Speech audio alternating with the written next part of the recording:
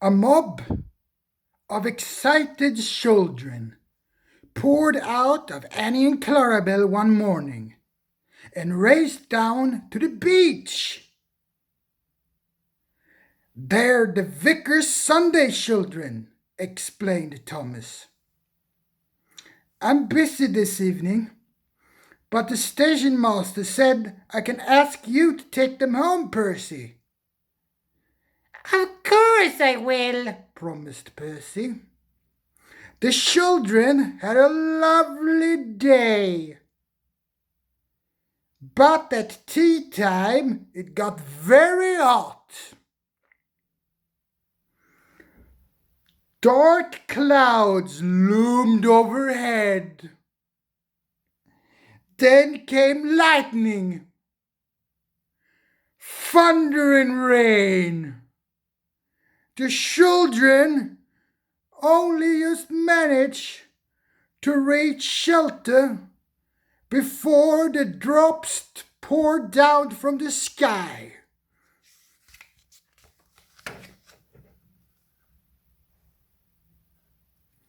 Annie and Clarabelle stood at the platform. The children scrambled in. "Can we go home, please, station master?" asked the vicar. The station master called Percy. "Take the children home quickly, please," he ordered. The rain streamed down on Percy's boiler. He shivered and thought of his nice dry shed. Then he remembered. "A promise is a promise," he told himself. "So here goes nothing." His driver was anxious. The river was rising fast.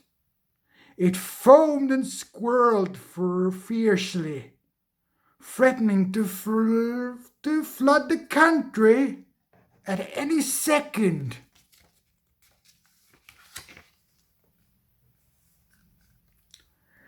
The rain beat on Percy's face. "I wish I could see. I wish I could see," he complained. They left the cutting, found themselves in water. "Oh, my wheels," shivered Percy. "It's cold." But he struggled on. "Hey!" he hissed. "It's squashing my fire." They stopped and backed the coaches to the cutting and waited a while. While the guard found a telephone. He returned looking gloomy. "We couldn't go back even if we wanted to," he said. "The bridge near the junction is down."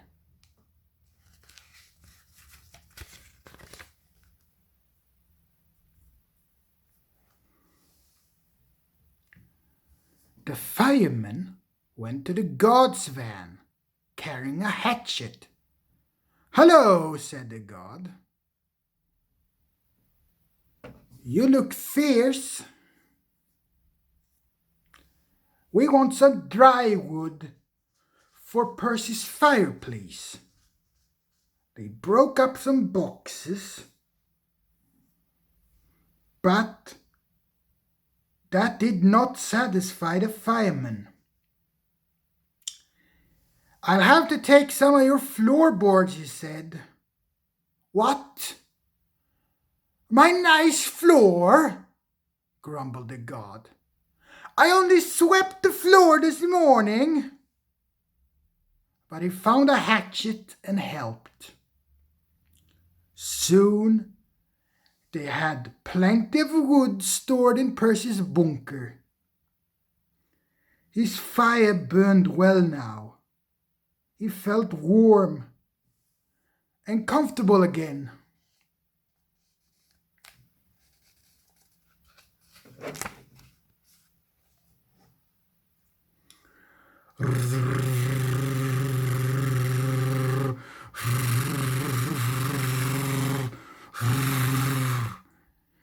Oh dear, thought Percy sadly.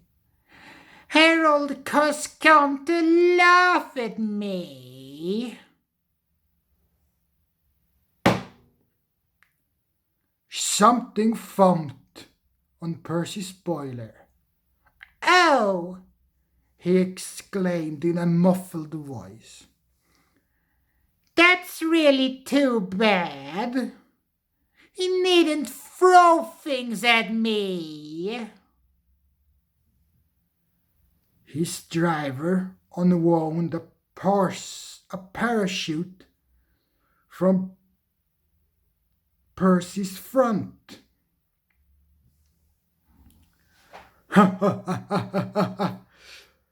Harold isn't throwing things at you, he laughed. He's dropping hot drinks for us. They all had a drink of cocoa and felt better. Percy had steam now. Beep, beep. Thank you, Harold. He whistled. Come on, let's go.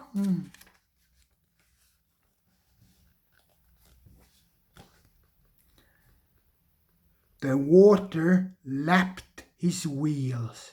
Ah, He shivered. It crept up and up. It reached his ashpan.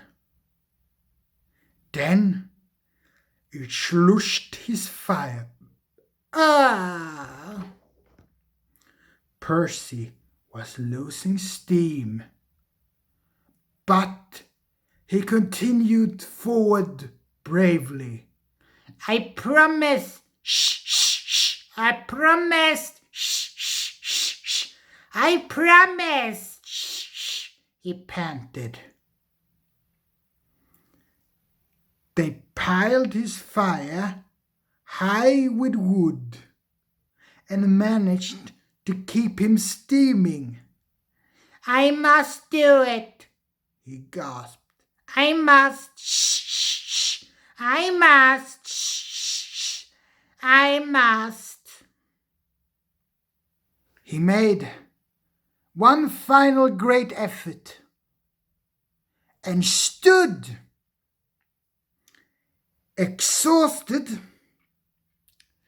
but triumphant on rails which were clear of the flood.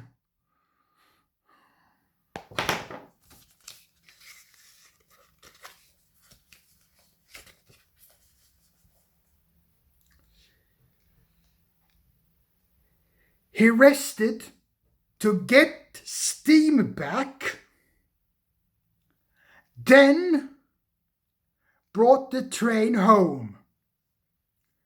3 cheers for Percy, called the vicar. The children nearly raised the roof. The fat controller arrived in Herald. First, he thanked the men. Harold told me you were a wizard, Percy. He says he can beat you in some things.